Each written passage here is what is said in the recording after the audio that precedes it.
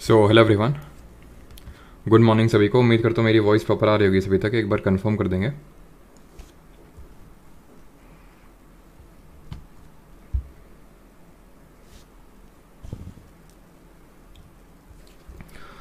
Good morning Harish, Himanshu, Patiala world, Shruti, Maverick, सभी को good morning.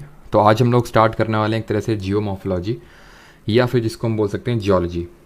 ठीक है सर, व्हाट्सएप पे परमा से अरे बना देंगे भाई। शुभम एक हरी, तुम तो कल से पीछे पड़े हुए हो हैं। चैनल बना दीजिए व्हाट्सएप पे, क्या मतलब कुछ। गुड मॉर्निंग ज्ञानेंद्र, प्रियंका, अमन, सौगात। चलिए तो स्टार्ट करते हैं आज के लेक्चर। और आज के लेक्चर में करने क्या वाले हैं, आज के लेक्चर में हम करने वाले हैं अर्थ का इंटीरियर। दैट इज़ आज हम देखेंगे कि अर्थ के अंदर क्या क्या भरा हुआ है। ठीक है, ये देखेंगे। That is crust, mantle, core, इसके बारे में पढ़ेंगे। ठीक है, देन आज के लेक्चर में हम लोग अर्थक्वेक वेव्स के बारे में पढ़ेंगे, बिकॉज सारी चीज़ें आपस में रिलेटेड हैं। एंड देन प्लेट टेक्टोनिक्स के बारे में पढ़ेंगे। ठीक है, किसके बारे में? प्लेट टेक्टोनिक्स के बारे में, कि प्लेट का मूवमेंट किस तरह से होता है, what is the reason behind the plate movement, और कितनी तरह की हमारी प्लेट्स होती हैं, वो सारी चीज़ें देखेंगे। और प्लेट में आज आपको खाना परोस के भी देंगे। ठीक है, तो चलिए स्टार्ट करते हैं विदाउट वेस्टिंग मच टाइम। तो आज के इस लेक्चर में 3 पार्ट होने वाले हम लोग के। भू आकृति विज्ञान इसको हिंदी में बोलते हैं। फेज़ 1 में हम लोग देखेंगे ओरिजिन ऑफ अर्थ। ये ओरिजिन ऑफ अर्थ तो अभी नहीं देखने वाले। ठीक है, प्लेट टेक्टोनिक थ्योरी वो देखेंगे प्लेट मूवमेंट में ही। Interior of earth, earthquakes and volcanoes, ये सारी चीज़ें आज के लेक्चर में देखने वाले हैं। तो स्टार्ट करते हैं विद द अर्थ्स इंटीरियर। तो अर्थ की अगर इंटीरियर की बात करें तो कुछ इस तरह से दिखता है, जो कि आपको अपनी स्क्रीन पर दिख रहा है। बट हमें कैसे पता चला कि अर्थ के इंटीरियर में ये सारी चीज़ें हैं? बिकॉज अर्थ के इंटीरियर में अगर मैं बात करूँ तो अर्थ को वैसे तो है नहीं, किसी ने डिगिंग करके अंदर तक गया होगा। क्यों? क्योंकि अभी तक अगर डिगिंग की बात करें, कल के लेक्चर मैंने आपको बताया था कि अर्थ की रेडियस कितनी है, ज़रा बताइए कमेंट में। अर्थ की रेडियस कितनी है और पोलर रेडियस ज़्यादा है अर्थ की या फिर इक्वेटोरियल रेडियस ज़्यादा, ज़रा कमेंट में बताइए।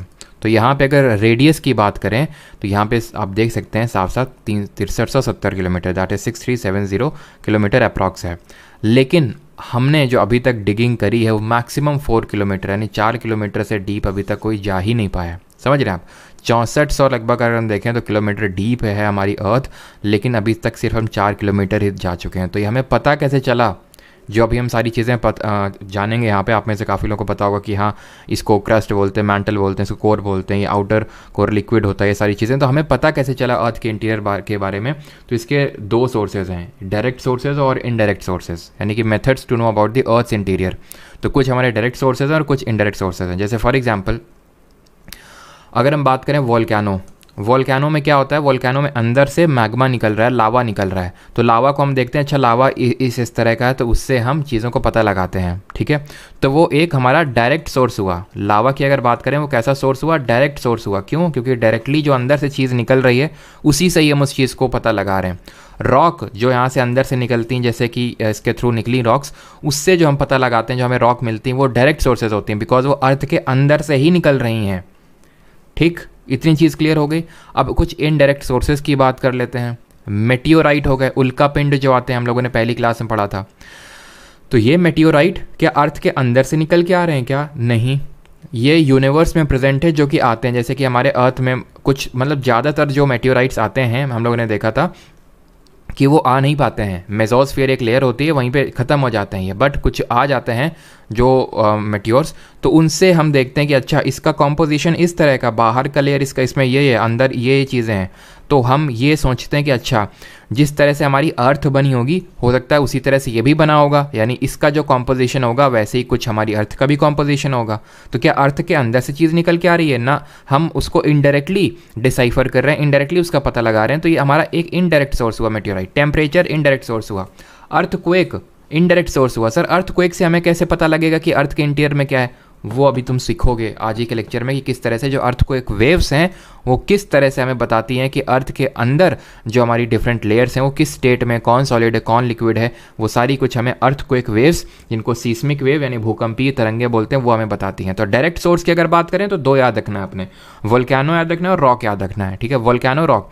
और एक चीज़ बता दूँ, जितनी यहाँ पे मैं सारी चीज़ें करा रहा हूँ बेसिस एनसीईआरटी है एंड योर पीवाईक्यूज़ है। ठीक है, पीवाईक्यूज़ तो हम लोग लगाते ही हैं, बाकी एनसीईआरटी तो यहाँ पे आपको देखने का नहीं मिलती डायरेक्टली, लेकिन वो आप निश्चिंत रहें, वो मेरे साइड से आपका एक भी क्वेश्चन छूटने नहीं वाला है जो आपका PYQ फिर NCERT बेस्ड है। मैं मॉक की गारंटी नहीं ले सकता हूँ, बट रियल एग्जाम की ज़रूर ले सकता हूँ, ठीक है। Volcano, earthquake, meteorite. तो वोल्केनो और रॉक हमारी डायरेक्ट सोर्सेज हो गए, मेट्योराइट और टेम्परेचर और अर्थक्वेक वेव ये हमारे कैसे सोर्स हैं, इनडायरेक्ट सोर्सेज हैं, ऑलराइट। तो ये कुछ अब हम अर्थ के इंटीरियर के बारे में, किसका प्लेयर मन उदास सा लग रहा है, मन उदास ना करिए, ठीक है। अब जो हुआ सो हुआ, अब आगे की आपको सोचना होगा। चलो, तो अब हम अर्थ के इंटीरियर के बारे में पढ़ते हैं। तो अर्थ का इंटीरियर कुछ इस तरह से लगता है, लेकिन अब मैं को डराऊंगा नहीं कि यहाँ पे ये 2900 क्या है, मैंटल क्या है, क्रस्ट क्या है, कोर क्या है, क्या सब लिखा हुआ है, कोई नहीं। अभी यहाँ पे आप ब्लैंक PPT में इसको समझो, ठीक है। हमारी क्या है, अर्थ है, ठीक है। ये आपने अर्थ देखा, अर्थ में क्या किया, जैसे कि आपने जब जाते होगे ना तरबूज लेने, तो आप बोलते होगे टेस्ट करवा के करके दिखाओ, है ना, उससे बोलते होगे शॉपकीपर से। तो शॉपकीपर इस तरह के कुछ ऐसे कली सी निकालता होगा आपके लिए, फिर आप उसको टेस्ट करते होगे। तो बस अर्थ को टेस्ट करने के लिए, यानी अर्थ के बारे में पढ़ने के लिए, इसी तरह की हम एक कली को अर्थ से निकालेंगे, ठीक है। तो ये जो है हमने इस तरह से कुछ कली निकाल ली अपनी अर्थ से, ठीक, निकाल ली। अब इसके बारे में हम पढ़ेंगे। तो सबसे जो इसकी ऊपरी लेयर होती है उसको हम बोलते हैं क्रस्ट। क्या बोलते हैं, क्रस्ट। हिंदी में बोलते हैं भूपर्पटी, हिंदी में इसको बोलते हैं भूपर्पटी, यानी कि क्रस्ट इंग्लिश में बोलते हैं। अब ये जो क्रस्ट है, इसके बारे में क्या क्या आपसे क्वेश्चन बनेंगे वो ध्यान से सुनो।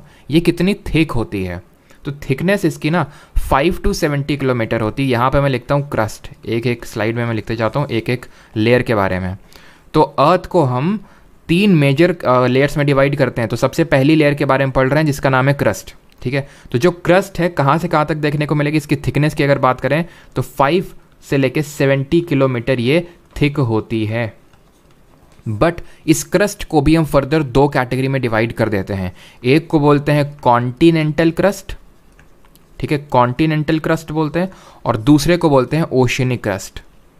ओशनिक क्रस्ट यानी समुद्रीय भूपर्पटी।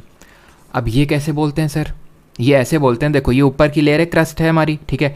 इसमें कहीं कहीं समुद्र होगा, कहीं कहीं क्या, बहुत ज़्यादा हमारा तो समुद्र ही 71%, इतना तो पता होगा आप लोगों को कि हमारी अर्थ में तो वाटर ही है। तो ये 70% जहाँ जहाँ वाटर है ना, उसको हम क्रस्ट को ओशनिक क्रस्ट बोलते हैं, और जहाँ जहाँ लैंड है उसको हम क्या बोलते हैं, कॉन्टिनेंटल क्रस्ट। ये हमारा हो गया कॉन्टिनेंट और ये हो गया ओशन, सिंपल। तो इसको हमने 2 कैटेगरी में डिवाइड कर दिया, कॉन्टिनेंटल और ओशनिक। कॉन्टिनेंटल की अगर बात करें तो ये थोड़ी ज़्यादा थिक होती है। रफली अगर एवरेज थिकनेस की बात करें 30 किलोमीटर है, एवरेज कॉन्टिनेंटल की थिकनेस की बात करें 5 किलोमीटर्स है। तो सर यहाँ 70 कैसे लिख दिए, बेटा मैंने एवरेज बोला है, 70 मैक्सिमम है ये, कि मैक्सिमम इतनी देखने को मिलेगी। और मैक्सिमम तुम बताओ मुझे कि कहाँ आपको देखने को मिलेगी। मैं आपको ऑप्शन देता हूँ, आप बताइएगा, ठीक है। मैं आपको ऑप्शन देता हूँ कि मैक्सिमम थिकनेस ऑफ क्रस्ट आपको कहाँ देखने को मिलेगी, ठीक। चलिए अभी आपको देता हूँ ऑप्शंस। ऑप्शंस आपके ये रहे, अरावलीज, ठीक है, हिमालयाज, एंडीज, ठीक है, या फिर पेनिनसुलर प्लेट्यू। पेनिनसुलर प्लेट्यू, मुझे पता है ना तो मैंने अरावली पढ़ाया, ना हिमालय पढ़ाया, ना एंडीज पढ़ाया, ना पेनिनसुलर प्लेट्यू पढ़ाया, बट फिर भी जितनी आपकी नॉलेज उसके बेसिस पे गेस करिए कि मैक्सिमम थिकनेस कहाँ पे होगी। मैक्सिमम थिकनेस होगी हिमालयाज पे। क्यों, क्योंकि थिकनेस ऑफ क्रस्ट जो ऊपरी लेयर है उसकी थिकनेस सबसे ज़्यादा हिमालय पे होगी, क्योंकि हिमालय की बहुत ज़्यादा हाइट है। सबसे ज़्यादा हाइट तो हिमालयाज की, माउंट एवरेस्ट की अगर हम देखें तो इसमें तो सबसे ज़्यादा थिकनेस हमें वहाँ देखने को मिलेगी। तो सब समझ रहे हैं आप, ये एवरेज लिखा हुआ है। एंड अभी यही नहीं, और सुनिए, आपको ये सुनना है कि यहाँ से आपसे ऐसे MCQ बन सकता है कि इनमें से थिक कौन सी है और थिन कौन सी है। तो यहाँ पे आप मुझे बताइए कौन सी थिक और कौन सी थिन है। तो कॉन्टिनेंटल क्रस्ट कैसी है, ये थिक लेयर है, ठीक है, और ये थिन लेयर है, सिंपल, पतली है। ये पतली है लेकिन डेंसर है, ये थिक है बट लाइटर है। किसके कंपैरिजन में, ओशनिक क्रस्ट के कंपैरिजन में। और ये जो बना हुआ है आपका ग्रेनेटिक रॉक का बना हुआ है। किस तरह की रॉक का, ग्रेनेटिक रॉक का। और ओशनिक क्रस्ट की बात करें, ये बना हुआ है बसाल्टिक रॉक का। आप ऐसे याद रख लो, GC जैसे UPSC की जब प्रिपरेशन करते हैं तो उसमें एक बुक ज्योग्राफी में आती है, इंपॉर्टेंट रोल प्ले करती है, दैट इज़ GC ल्योंग, GC ल्योंग। तो वैसे याद रख सकते हो GC, ठीक है, ग्रेनेटिक और कॉन्टिनेंटल, राइट। तो दूसरा वाला बसाल्टिक अपने आप ओशनिक क्रस्ट का बना हुआ है। हमें इसमें बस इतना ही पढ़ना है, कॉन्टिनेंटल और ओशनिक। बट क्रस्ट अभी पूरी तरह से ख़त्म नहीं हुआ है। क्रस्ट की अगर बात करें तो क्रस्ट आपका मेनली सिलिका और एल्यूमिनियम का बना हुआ है, इसीलिए इसको सियाल लेयर के नाम से भी जाना जाता है। बट अगर हम इसके बाकी मिनरल्स की बात करें, कॉम्पोजिशन की बात करें, तो यहाँ पे मैं इसका कॉम्पोजिशन लिखना चाहूँगा और ये बहुत इंपॉर्टेंट है, इस पर क्वेश्चन आपके आ चुके हैं, ठीक है। कॉम्पोजिशन ऑफ अर्थ क्रस्ट, ठीक है। अर्थ क्रस्ट में हमारा क्या कॉम्पोजिशन है एलिमेंट्स का, तो यहाँ पे कुछ इस तरह से ओ सियाल आपको याद रखना है। टॉप 3 जो एलिमेंट है वो ओ सियाल है। ओ से ऑक्सीजन, एसआई से सिलिका और एल से एल्यूमिनियम। तो जैसे बोलते हैं ना ओ राधा, ओ शिवम, ठीक है, ऐसे तो ओ सियाल, ऐसे याद रखिएगा आप इसको। तो ऑक्सीजन की अगर बात करें सबसे ज़्यादा परसेंटेज में 46.4%, सिलिका की बात करें 28%, एल्यूमिनियम की बात करें 8%। तो अगर मुझसे पूछ लेगा कि क्रस्ट में सबसे ज़्यादा कौन सा एलिमेंट पाया जाता है तो आंसर ऑक्सीजन होगा। लेकिन अगर क्वेश्चन ये पूछ लेगा कि क्रस्ट में सबसे ज़्यादा मेटल कौन सा पाया जाता है, आंसर एल्यूमिनियम होगा। इसके बाद है आयरन, तो अगर क्वेश्चन ये पूछ लेगा दूसरा सबसे अबंडेंट मेटल कौन सा है तो आंसर आयरन होगा, फिर 5% है ये। बाकी भी आपको देखने को मिलते हैं मैग्नीशियम, कैल्शियम, सोडियम, पोटेशियम, ये पोटेशियम है आपका, सोडियम है, ये सब भी आपको देखने को मिलते हैं। क्लियर है यहाँ तक सभी को? ठीक, तो ये क्या है, कॉम्पोजिशन ऑफ अर्थ क्रस्ट है, ठीक। अब और थिकनेस भी मैंने आपको बता दी। अब बढ़ते हैं दूसरी लेयर की ओर। आपने क्रस्ट के बारे में समझ लिया, अब यहाँ पे समझिए मैंटल के बारे में। ये है हमारी मैंटल, ये मिडिल लेयर है, ठीक। अब ये जो मैंटल है ना, मैंटल का जो सबसे टॉप वाला हिस्सा है ये है मैंटल, और मैंटल का जो सबसे टॉप वाला हिस्सा है ये एकदम सॉलिड फॉर्म में, बहुत सॉलिड फॉर्म में। लेकिन जब इसके नीचे आते हैं ना, नीचे यानी कि इस सॉलिड लेयर के नीचे आते हैं तो हमें एक और लेयर देखने को मिलती है और इस लेयर को हम बोलते हैं एस्थेनोस्फीयर। यहाँ पे आप देख पा रहे होंगे, ये आप देख सकते हैं, ये है आपकी एस्थेनोस्फीयर। मैं आपको यहाँ पे फिर से दिखाने की कोशिश करता हूँ। क्रस्ट यहाँ तक पे ख़त्म हो गया, अब यहाँ से चालू होता है ये जो आप देख पा रहे हैं ना, ये भी मेंटल का पार्ट है, ये भी मेंटल का पार्ट है, लेकिन ये सॉलिड है, ये बहुत सॉलिड है, ठोस है। इसके जस्ट नीचे आपको एक बहुत ही मुलायम लेयर, बहुत ही मुलायम नहीं लेकिन हाँ सेमी मॉल्टेन फॉर्म में मिलेगी एस्थेनोस्फीयर। यहाँ पे मैं लिखता हूँ मेंटल और यहाँ पे लिखता हूँ उसकी कैरेक्टरिस्टिक। तो अगर मैं मेंटल की बात करूँ तो ये मिडिल लेयर है, ये आपकी मिडिल लेयर है। और मेंटल की थिकनेस की अगर बात करें, मेंटल की थिकनेस की बात करें, ये रफली 2900 किलोमीटर्स थिक है। और इसमें देखो ध्यान से सुनना आप, जो बोल रहा हूँ यहाँ पे, तो जो मेंटल है इसको हम फर्दर 2 कैटेगरी में डिवाइड कर देते हैं, ठीक है। इसको हम फर्दर 2 कैटेगरी में डिवाइड कर देते हैं, ऊपर वाली को अपर मेंटल, नीचे वाली को लोअर मेंटल। तो अपर मेंटल में भी अगर देखें तो अपर मेंटल में एक अपर वाला पार्ट है जो सॉलिड है और उसके नीचे वाला पार्ट क्या है आपका, थोड़ा सा सेमी मॉल्टेन फॉर्म में है। तो मेंटल में ही आपको देखने को मिलेगी एस्थेनोस्फीयर, और ये एस्थेनोस्फीयर क्या है, एस्थेनोस्फीयर है आपकी semi molten layer of mental, ठीक है। ये किस फॉर्म में है आपकी, सेमी मॉल्टेन फॉर्म में। सेमी मॉल्टेन का मतलब होता है कि ना तो एकदम पानी जैसी है और ना ही बिल्कुल सॉलिड है, प्लास्टिक फॉर्म में है, ठीक है। सेमी मॉल्टेन को हम बोल सकते हैं कि ये आपकी प्लास्टिक फॉर्म में है जो एस्थेनोस्फीयर है। क्लियर है ये चीज़ मेंटल के बारे में। अब आते हैं जो आपकी अंदर, अब मुझे पता कि आप बहुत लोग बोलेंगे सर ये वो, अभी और भी चीज़ें हैं, लेकिन जो पहले बेसिक चीज़ें उनको समझिए, सारी चीज़ें कवर करेंगे। और मेंटल में एक चीज़ याद रखना कि मेनली सिलिका और मैग्नीशियम का बना हुआ है, तो इसको हम सीमा लेयर बोलते हैं। जैसे इसको सियाल बोलते हैं उसी तरह इसको सीमा बोलते हैं। कई बार क्या होता है कि आपसे क्वेश्चन ये पूछता है कि ओशनिक क्रस्ट के साथ वो सीमा वर्ड को अटैच कर देता है, ध्यान रखिएगा। तो अगर मान लेते हैं मेंटल ऑप्शन में नहीं है, देन आपका आंसर ओशनिक क्रस्ट होगा। अगर पूछेगा कि सीमा इज कंपोज्ड ऑफ, मतलब फिर oceanic crust is composed of, तो देन आपका सीमा आंसर होगा अगर ऑप्शन में मेंटल नहीं है तो, ठीक है। बिकॉज जस्ट इसके नीचे ही आपका मेंटल आता है। Now coming on to the core, core को भी हम फर्दर 2 कैटेगरी में डिवाइड कर देते हैं इस तरह से, ठीक है। ये जो बाहर वाला है इसको हम बोल देते हैं आउटर कोर, और जो अंदर वाला है इसको हम बोल देते हैं इनर कोर। यहाँ पे भी आप देख पा रहे होंगे, ये है मेंटल, ये है आपका कोर। कोर ये आउटर कोर है जो कि लिक्विड फॉर्म में, और जो इनर कोर है वो सॉलिड फॉर्म में। तो कोर के बारे में सबसे पहली चीज़ तो आपको यही पता होनी चाहिए कि जो कोर है उसका जो आउटर फॉर्म है वो लिक्विड के फॉर्म में है, और ये जो लिक्विड के फॉर्म में आउटर कोर है, इसी की वजह से जो अर्थ अपनी मैग्नेटिक प्रॉपर्टीज़ दिखाता है ना, चुंबकीय शक्ति दिखाता है, वो एक्चुअल में आउटर कोर की वजह से ही शो कर पाता है, जो लिक्विड स्टेट में एग्जिस्ट करता है, और जो इनर है वो आपका सॉलिड फॉर्म में। याद कैसे रखेंगे? याद इसको ऐसे रखेंगे कि भाई अगर मान लेते हैं किसी चीज़ को बहुत अंदर दबी हुई है तो वो सॉलिडिफाई हो जाएगी एकदम, ठीक है। जो बाहर है वो लिक्विड के फॉर्म में रहेगा। इस तरह से आप इसको इमेजिन कर सकते हो। जैसे फॉर एग्जांपल किसी चीज़ को वही है ना कि आप मान लो कि रैक होता है आपका, रैक, ठीक है, मान लेते हैं किसी चीज़ का रैक है, तो रैक में जो सबसे नीचे होगा कोई भी चीज़ तो एकदम सॉलिड, एकदम ठोस हो जाती है, ठीक है। तो उस तरह से आप इसको इमेजिन करिए कोर।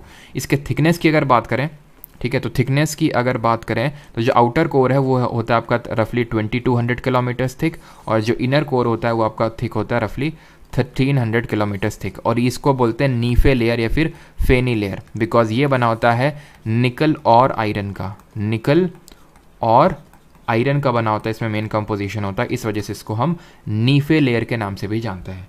अब ये बताइए कि यहाँ तक सभी को चीज़ें क्लियर हैं कि नहीं, फिर हम लोग आगे बढ़ते हैं। बताइए, अभी सारी चीज़ें नहीं हुई इसके रिगार्डिंग, अभी हमें डिस्कॉन्टिन्यूटी भी करना है और भी बाकी चीज़ें करनी, इसका कॉम्पोजिशन करना, लेकिन ये बताइए कि यहाँ तक चीज़ें क्लियर हैं कि नहीं। इनर प्रेशर हाई होगा, बिल्कुल अंदर प्रेशर हाई होगा, इस वजह से वो सॉलिड फॉर्म में होगा।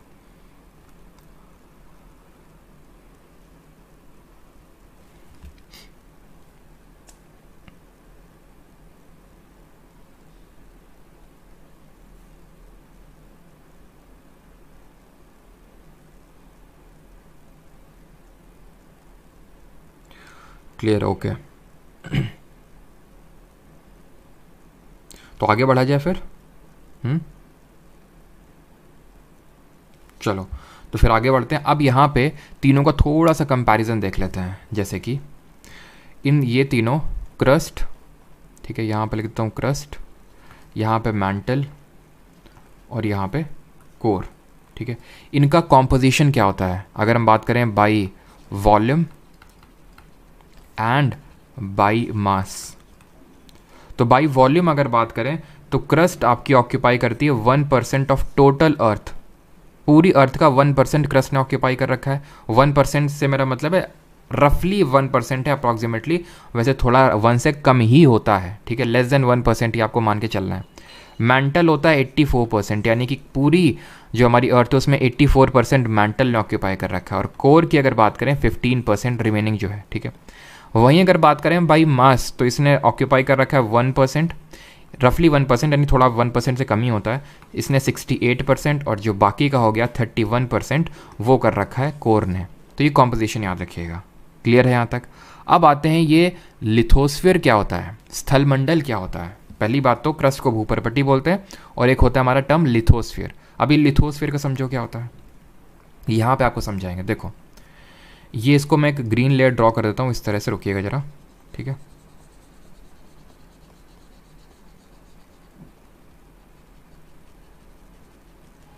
ठीक, ये ग्रीन लेयर है और इसके नीचे जो आप देख रहे हो उसको थोड़ा सा मैं और मोटा ड्रॉ कर देता हूँ।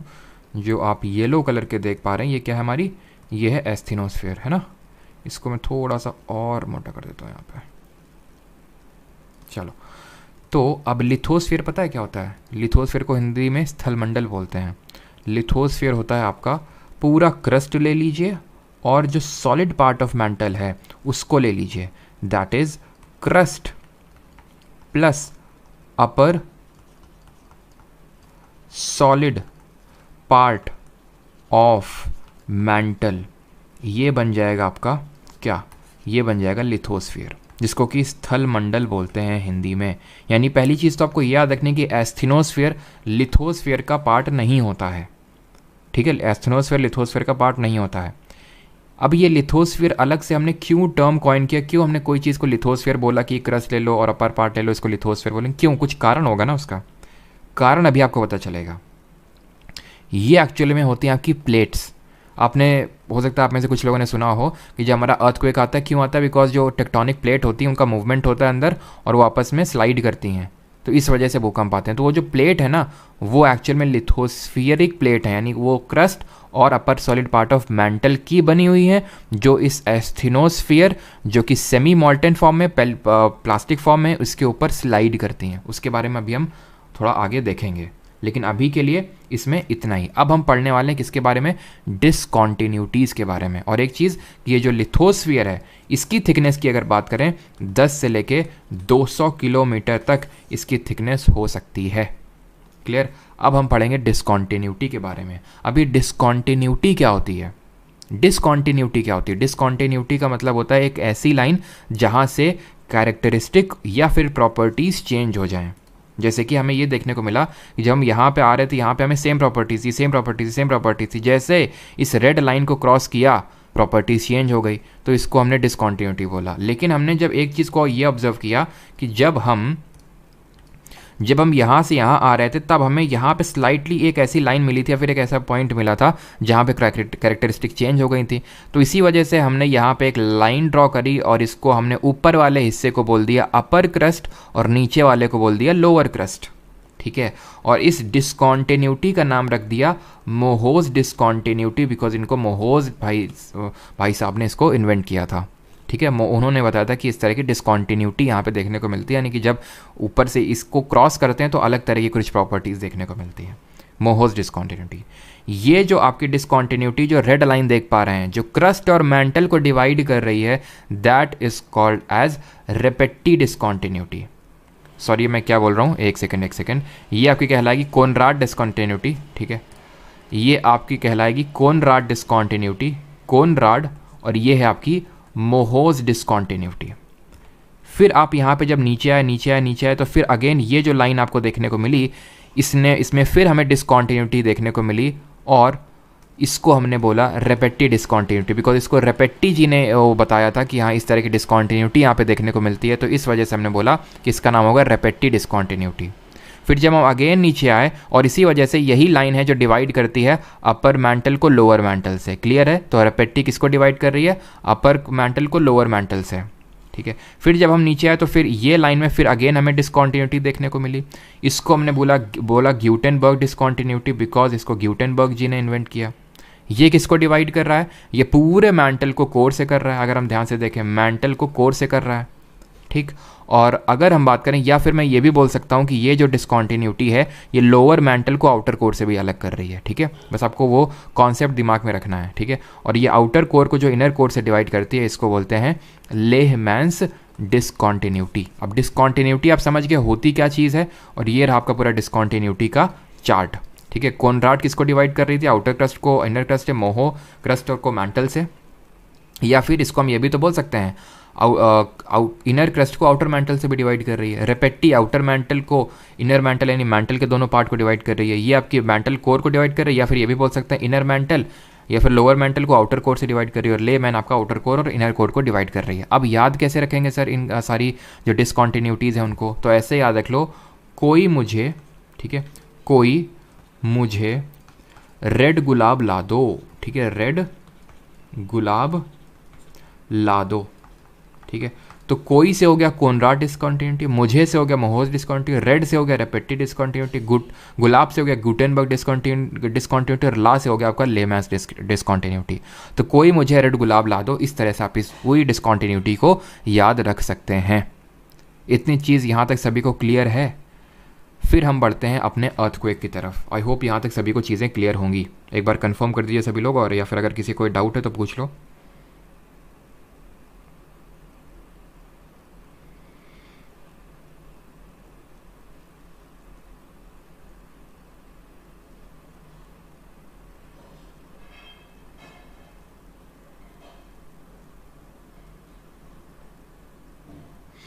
ओके, क्लियर है। तो अभी हम लोगों ने पढ़ा था, अभी मैंने आपको बताया था कि अर्थ के इंटीरियर के बारे में हमें डायरेक्ट और इनडायरेक्ट सोर्सेज से पता चला। डायरेक्ट क्या थे, वोल्केनो था, रॉक्स था। इनडायरेक्ट क्या था, अर्थक्वेक वेव्स थी, टेम्परेचर था, मेटेओराइट से। तो अब हम अर्थक्वेक वेव्स के बारे में पढ़ने वाले हैं कि अर्थक्वेक वेव्स कैसे हमें अर्थ के इंटीरियर के बारे में बता रही हैं। वेरी इंटरेस्टिंग टॉपिक है। वाह सर, मान गए। क्यों, क्या हो गया भाई? No doubt sir. ओके,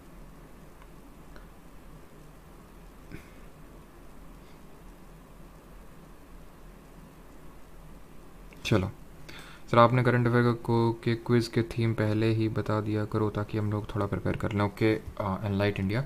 तो अगला वाला जो थीम होगा वो आपका स्पोर्ट्स होगा, मैं आपको पहले बता दूं, ठीक है। चलिए, तो अर्थ क्वेक वेव कैसे हमें इसके बारे में बताते हैं, अर्थ के इंटीरियर के बारे में वो हम अभी देखेंगे, ठीक है। अर्थ क्वेक होता क्या है? Earth quake is a vibration of a surface of earth cause by, मतलब ये जो हमारी प्लेट मूवमेंट करती है ना, और अभी हम प्लेट्स के बारे में पढ़ेंगे किस तरह से मूवमेंट करती हैं, क्यों मूवमेंट करती हैं, ठीक है। तो अब इसको आप वो कर सकते हैं, उतना इंपॉर्टेंट नहीं है। अब हम आते हैं terms related to earthquake. But ये सारी चीज़ें यार बताने से पहले मैं आपको बताना चाहूँगा अर्थक्वेक के बारे में। व्हाट इज़ अर्थक्वेक, ठीक है। अर्थक्वेक है क्या, ठीक है। अर्थक्वेक के बारे में हम लोग पहले पढ़ते हैं, भूकंप है क्या, फिर हम पढ़ेंगे अर्थक्वेक वेव्स के बारे में। तो अर्थक्वेक होता क्या है, हमारी प्लेट होती है अंदर, जब वो मूवमेंट करती हैं तो नीचे क्या होती है, उनके मूवमेंट की वजह से एनर्जी रिलीज़ होती है वहाँ पे। जैसे फॉर एग्जांपल मैं आपको थोड़ा सा फील देने की कोशिश करता हूँ, थोड़ा फील लेना, ठीक है। ये मान लो दो चीज़ें हैं ऐसे करके आपस में ऐसे अटकी हुई हैं ऐसे करके, ठीक है। प्लेट हमारी ऐसे स्मूथ टाइप नहीं होती, ऐसे थोड़ी सी काफ़ी ऐसी टाइप होती हैं, अजीब टाइप की, ठीक है। तो मान लेते हैं दो चीज़ें ऐसी अटकी टाइप हैं, ये उधर जाना चाहती है, उधर जाना चाहती है, दोनों चीज़ें फंसी हैं आपस में, ठीक है। इमेजिन करो बस, ठीक है। ये उधर को मैं फोर्स कर रहा हूँ, इसको उधर को, ये आपस में फंसी हुई है। लेकिन जैसे ही हटेंगी तो बहुत जोर की एनर्जी रिलीज़ होगी ना। अभी एकदम लॉक्ड है, आपस में लॉक्ड हैं, वो उधर को जाना चाहती है, इधर को जाना, जैसे ही थोड़ा सा इनको मिलेगा स्लाइड कर जाएंगे आपस में और एकदम से भन्न से एनर्जी रिलीज़ होगी। कैसे? भन्न से, ठीक है। वो जो एनर्जी रिलीज़ होगी उसी को बोलते हैं, वो एनर्जी जो रिलीज़ होगी वो वेव्स के फॉर्म में रिलीज़ होगी, वो वेव्स के फॉर्म में रिलीज़ होगी। इतनी चीज़ क्लियर, ठीक है। अब वो जब वेव के फॉर्म में रिलीज़ होगी तो चारों दिशाओं में वो वेव्स ऐसे ऐसे निकलेगी। उन वेव्स को बोलते हैं अर्थक्वेक वेव्स या फिर सीस्मिक वेव्स बोलते हैं हम लोग, भूकंपीय तरंगें, ऐसे करके वेव्स निकलेंगी। जहाँ पे सबसे पहले ये एनर्जी रिलीज़ होती है उस पॉइंट को हम बोलते हैं हाइपोसेंटर या फिर फोकस। क्या बोलते हैं? हाइपोसेंटर या फिर फोकस के नाम से जानते हैं इसको, हिंदी में बोलते हैं अवकेंद्र, ठीक है, अवकेंद्र। और ये जब वेव सबसे पहले पहुंचती हैं सरफेस, ये क्या है, हमारी अर्थ सरफेस है, जो मैंने रेड लाइन ड्रॉ करी है ये हमारी अर्थ है जहाँ पे हम लोग रह रहे हैं।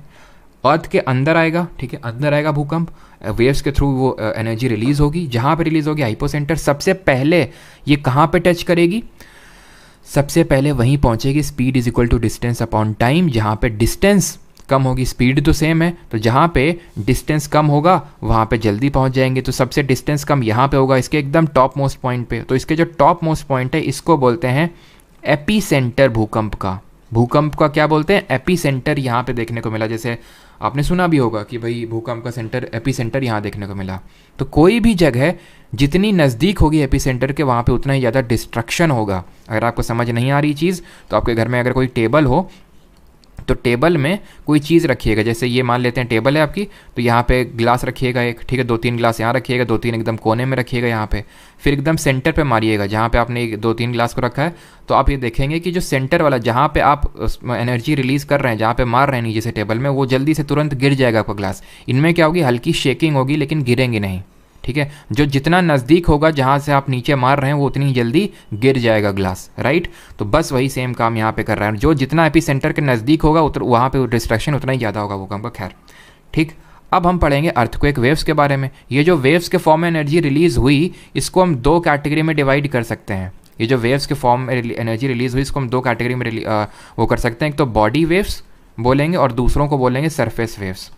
Body waves and surface waves. अब ये बॉडी वेव सरफेस वेव मैंने कैसे कैटेगराइजेशन कर दिया, होता क्या, ये जब वेव्स निकलती हैं तो ये अपनी एक कैरेक्टरिस्टिक दिखाती हैं, लेकिन जब यहाँ पे रॉक वगैरह मिलती है ना, चट्टानें वगैरह इनको मिलती हैं तो ये अपनी कैरेक्टरिस्टिक में तब्दीली कर लेती हैं, चेंज कर लेती हैं। तो जब बॉडी वेव्स रॉक्स से, चट्टानों से मिल जाती हैं तो सरफेस वेव्स में तब्दील हो जाती हैं और उनकी कुछ अलग कैरेक्टरिस्टिक प्रॉपर्टीज़ हमें देखने को मिलती हैं। बॉडी वेव्स को हम फर्दर 2 कैटेगरी में डिवाइड कर लेते हैं। एक को बोलते हैं पी वेव्स और दूसरे को बोलते हैं एस वेव्स। पी वेव को क्या होता है, जल्दी होती पहुंचने की, चप्पल उठाती हैं, हाथ में लेती हैं और खूब जल्दी से भागती हैं। इसी वजह से होता क्या है कि पी वेव्स सबसे फास्टेस्ट ट्रैवल करती हैं, सबसे फास्टेस्ट ट्रैवल करती हैं। पी वेव्स जो हैं आपकी, ये लॉन्गिट्यूडनल वेव की तरह होती हैं, अनुदैर्ध्य तरंगों की तरह होती हैं, लॉन्गिट्यूडनल।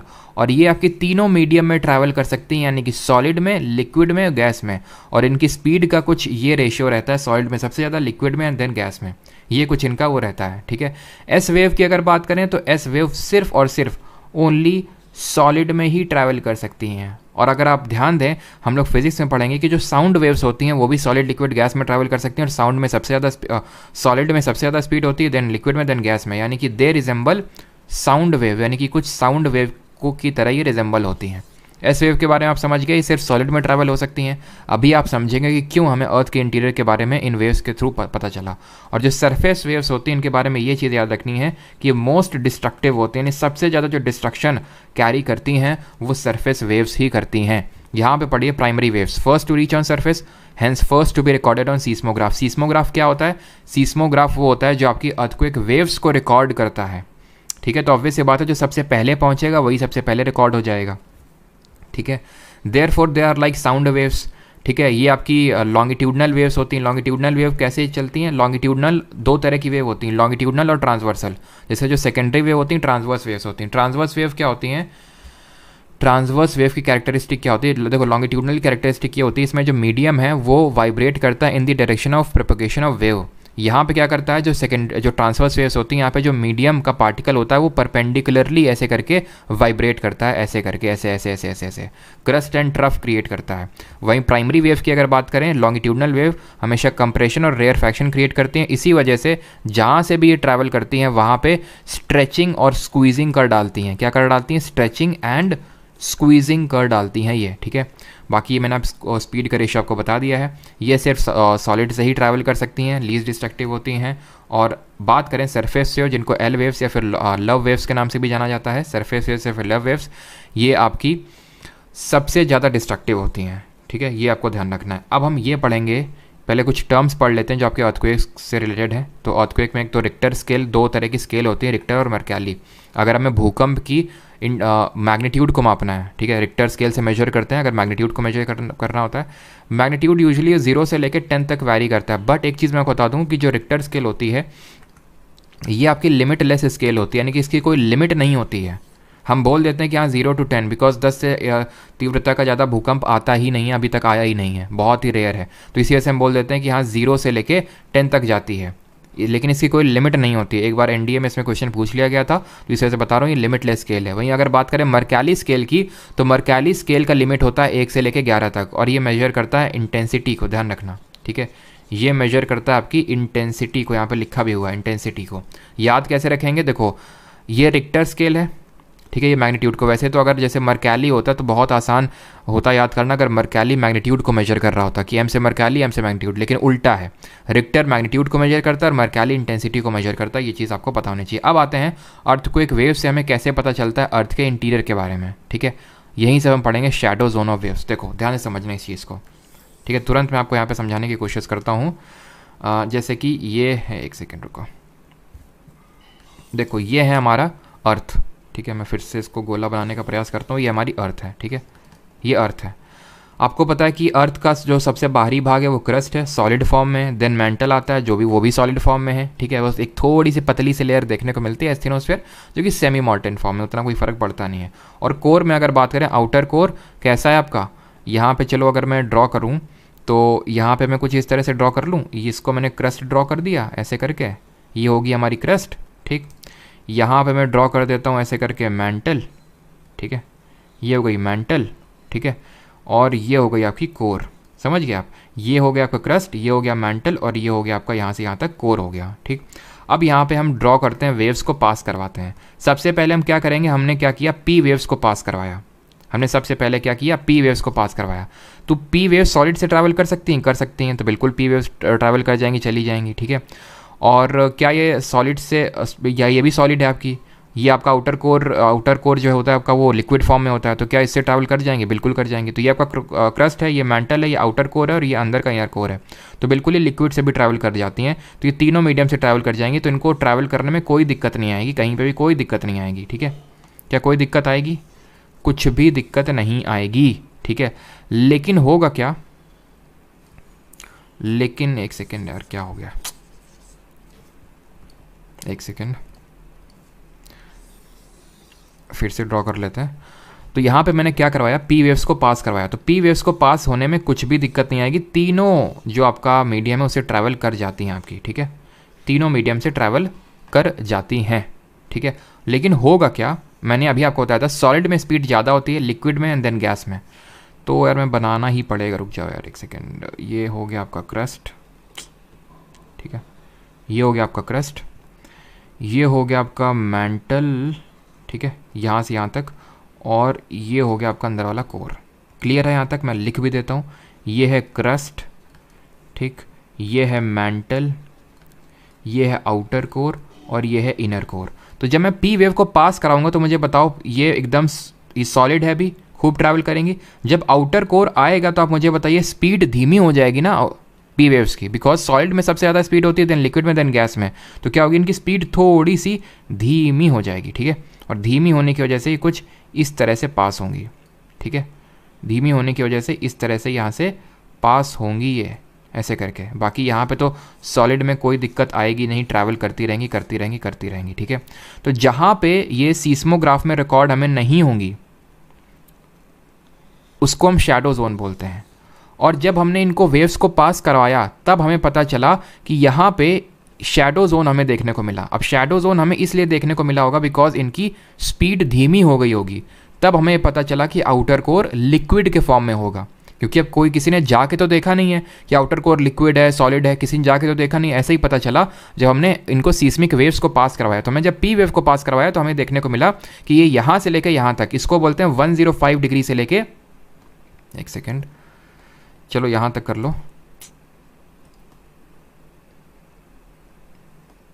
एक सेकेंड, यहाँ तक कर लेते हैं, ठीक है।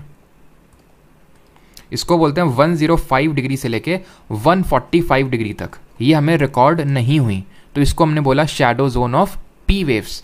ऐसे ही एक सेकेंड, या यहाँ पे मैं ड्रॉ कर देता हूँ shadow zone of S waves. S wave के साथ क्या होता है, वो सिर्फ सॉलिड में ट्रैवल करती हैं।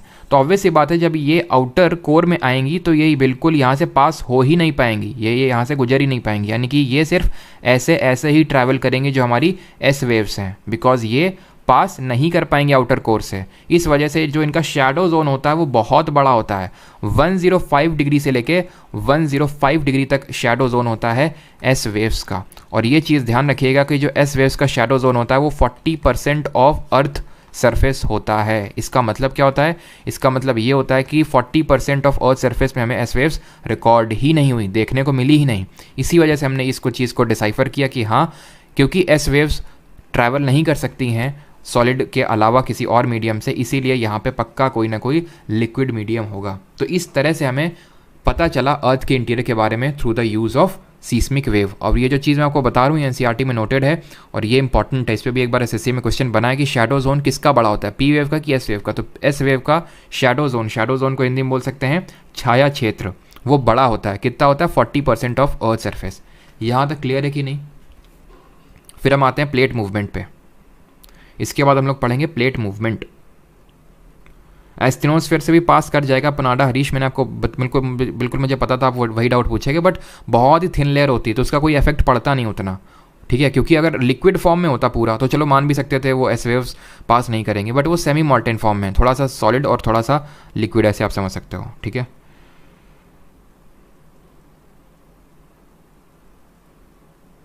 सर थोड़ा हिंदी में बोल दीजिए, हिंदी में क्या बोलना है इसमें? हिंदी में क्या बोलना है?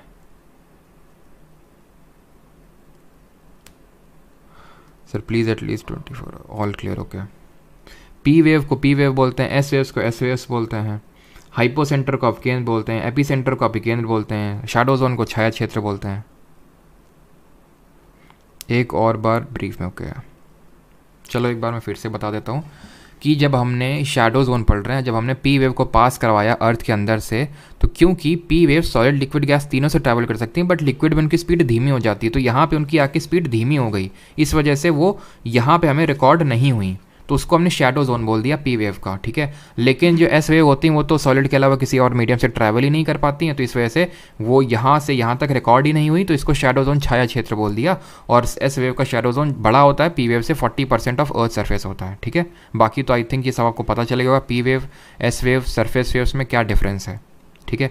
अब बढ़ते हैं आगे। और पी वेव किसकी तरह होती हैं? लॉन्गिट्यूडनल वेव की तरह होती है, अनुदैर्ध्य, और जो आपकी ट्रांसवर्स होती हैं अनुप्रस्थ की तरह होती हैं आपकी जो एस वेव होती हैं, इनको सेकेंडरी वेव्स बोलते हैं, ठीक है। अब बढ़ते हैं आगे और देखते हैं प्लेट मूवमेंट के बारे में। प्लेट क्या होती है? अब प्लेट हम देखेंगे कि प्लेट वो आपकी किचन वाली प्लेट नहीं, प्लेट की अगर बात करें तो जो अभी मैं आपको लिथोस्फीयर के बारे में बता रहा था, लिथोस्फीयर, ठीक है, जो लिथोस्फीयर होता है वो अपने आप में प्लेट्स बनाती हैं, जिसमें कि क्रस्ट और upper solid part of mantle होता है, और इन प्लेट्स को हम 7 major and few minor plates में डिवाइड कर देते हैं। वो प्लेट देखो, हमें बाउंड्री देखने को मिलती है, अच्छा ये यहाँ पे प्लेट बाउंड्री है, यहाँ प्लेट बाउंड्री है, और वो ज्योग्राफिस्ट पता लगा लेते हैं कि भाई यहाँ पे प्लेट बाउंड्री, यहाँ पे प्लेट बाउंड्री है, कि हाँ यहाँ पे ज़्यादा, क्योंकि प्लेट बाउंड्री में भूकंप ज़्यादा आते हैं, तो ये पता चल गया कि हाँ ये प्लेट बाउंड्री ये जो यहाँ से लेकर यहाँ तक है। तो जो बड़ी वाली बाउंड्री थी उसको हमने मेजर बाउंड्री बोल दिया, और जो छोटी वाली थी उसको हमने माइनर बोल दिया। जैसे ये भी एक बाउंड्री है, ठीक है, ये भी एक बाउंड्री है, लेकिन आप देख सकते हो कितनी छोटी छोटी बाउंड्रीज़ हैं, ठीक है। तो जो बड़ी वाली बाउंड्री थी उनको मेजर बोल दिया, मुख्य, और जो छोटी थी उनको लघु बोल दिया, माइनर बोल दिया। अब क्वेश्चन आपसे ये पूछता है कि आपको प्ले ऑप्शन में दे देगा 4 और पूछेगा इनमें से कौन सी मेजर प्लेट नहीं है या फिर माइनर प्लेट नहीं है, इस तरह से। बहुत आसान है याद रखना, ठीक है।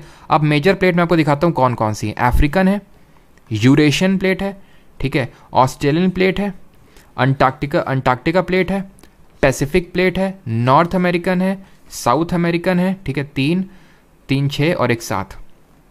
तो ये है आपकी मेजर प्लेट। तो अगर आप ध्यान से देखें, पैसिफिक एक महासागर का नाम है, नॉर्थ अमेरिका पूरे कॉन्टिनेंट का नाम है, साउथ अमेरिका पूरे कॉन्टिनेंट का नाम है, अंटार्कटिका पूरे कॉन्टिनेंट का नाम है, अफ्रीका पूरे कॉन्टिनेंट का नाम है, यूरेशिया यूरोप और एशिया ये तो 2 कॉन्टिनेंट का नाम है, ऑस्ट्रेलिया पूरे कॉन्टिनेंट का नाम है।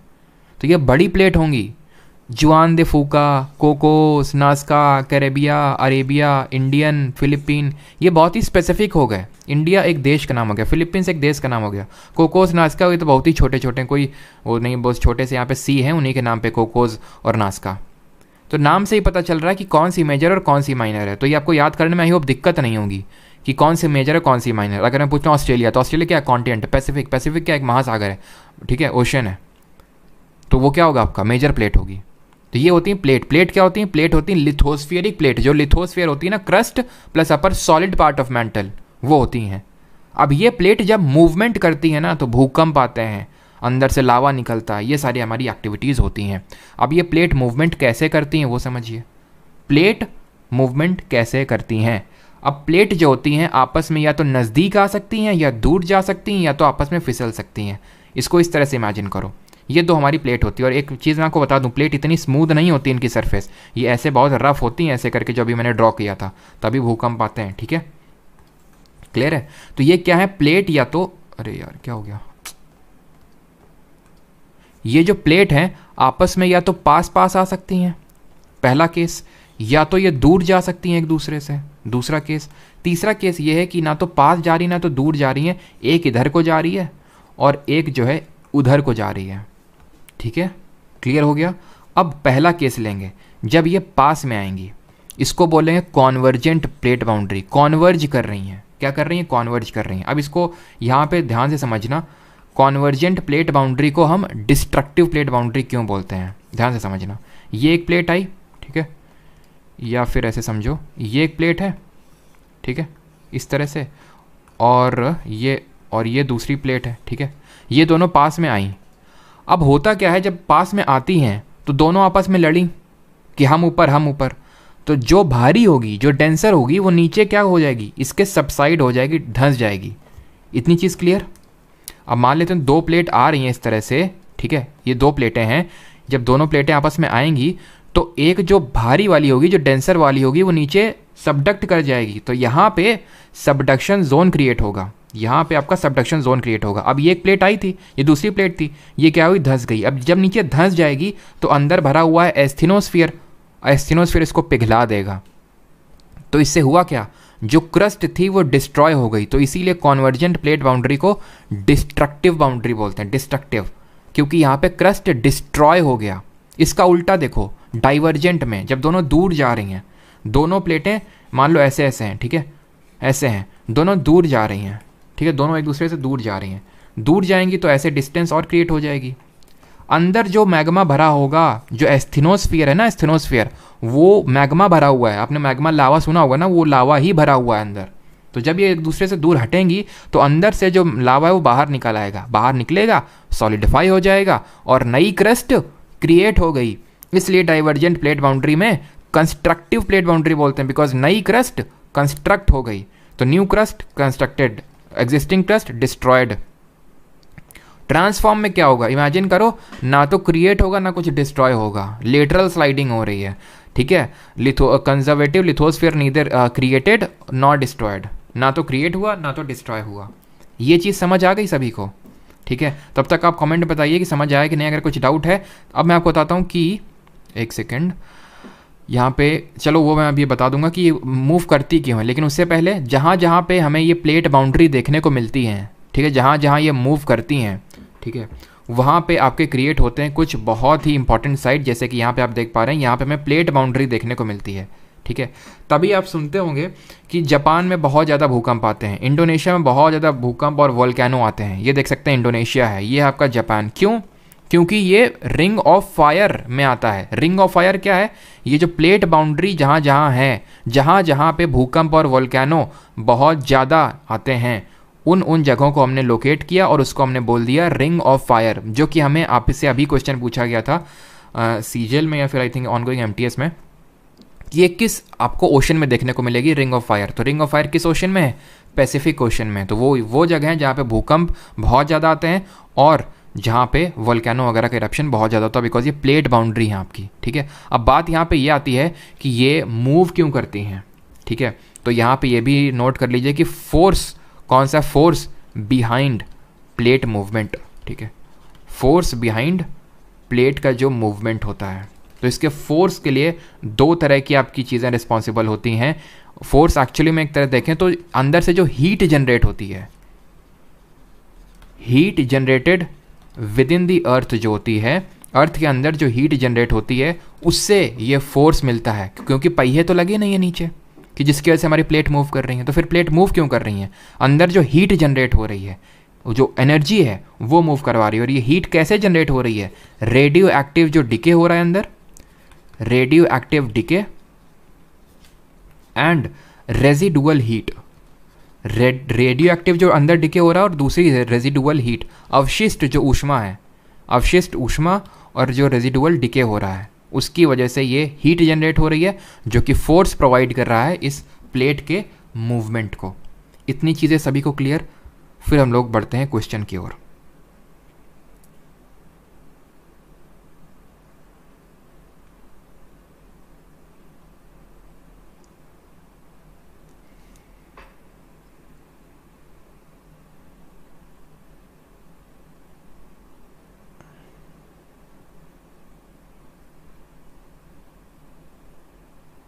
सर आपने बोला था करंट अफेयर्स की क्लास प्राइवेट नहीं करेंगे। सर करंट अफेयर्स की क्लास कहाँ गई? अब आप ढूंढ नहीं पा रही तो हम क्या करें हैं?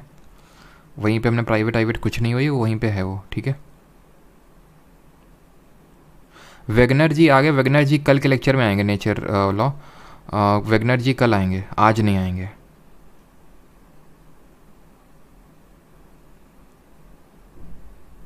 क्लियर है यहाँ तक सभी को? क्वेश्चन किए जाए, चलिए क्वेश्चंस पे आते हैं। और ये कुछ देख लीजिए थोड़ा सा कि इंडिया में सीस्मिक जोन्स कहाँ पे हैं। सीस्मिक जोन इंडिया में हमने जोन 5, जोन 4 और जोन 3 और जोन 2 के रूप में क्रिएट किया है। जोन 5 वो जोन है जहाँ पे वेरी हाई रिस्क जोन है, जहाँ पे भूकंप बहुत ज़्यादा आते हैं। तो ये जो नॉर्थ ईस्ट जोन है, कुछ हमारा जो हिमालयन रीजन है, ये आपका वेरी हाई रिस्क जोन में आता है जोन 5 में। जोन 4 में हाई रिस्क, ये वेरी हाई रिस्क है, जोन 4 में हाई रिस्क आता है। जो आपका पूरा हिमालय वाला रीजन है वो जोन 4 में आता है, ठीक है। देन आप पेनिनसुलर प्लेट्यू में आएंगे तो मॉडरेट रिस्क जोन में आएगा, और जो कोस्टल इलाके हैं हमारे कोस्टल वाले, वो लो रिस्क जोन में आते हैं, ठीक है। ये चीज़ ध्यान रखना। Difference lava magma, lava magma में कुछ डिफरेंस नहीं होता है। जब तक अंदर है तो मैग्मा होता है, बाहर निकल आता है तो लावा हो जाता है, ठीक है। अंदर होता है मैग्मा, बाहर होता है तो लावा।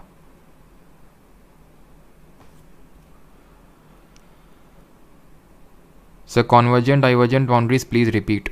बाउंड्री दो तरह की होती हैं, प्लेट्स दो तरह के, मतलब प्लेट्स जो हमारी हैं वो दो तरह का मूवमेंट कर सकती हैं, मतलब सॉरी 3 तरह कर सकती हैं। एक तो पास आ सकती हैं, दूर जा सकती हैं, या फिर आपस में फिसल सकती हैं, ठीक है।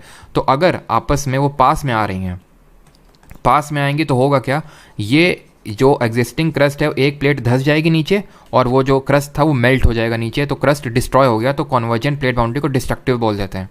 दूसरा हो गया दूर दूर जा रही हैं, दूर दूर जा रही हैं तो अंदर जो भरा हुआ है वो बाहर निकल आएगा क्योंकि यहाँ पे गैप क्रिएट हो जाएगा। ठीक है, तो उसको बोलते हैं कंस्ट्रक्टिव, बिकॉज यहाँ पे न्यू क्रस्ट कंस्ट्रक्ट हुआ है। ठीक है, और ट्रांसफॉर्म की अगर